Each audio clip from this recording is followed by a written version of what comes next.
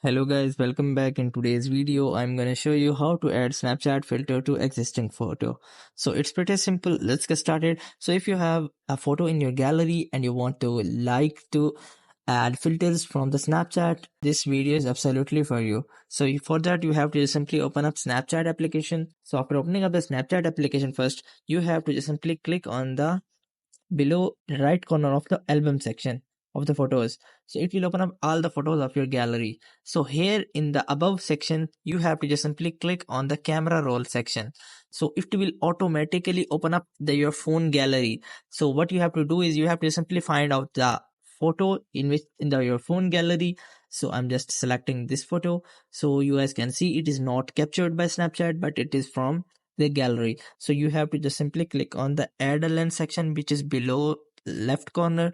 So after tapping on that, it will automatically open up the photo in the Snapchat filters. So you have to just simply select any of the filter by just swiping right and select any of the filter which you like the most. So I'm just selecting any of the filter, so which you want to like the most. You guys can just simply click on the filter. So I'm just selecting this one. I think this is the best one. So I have to just simply click on the filter again by just capture button, and it will automatically make it like that. So for that, you have to just simply save.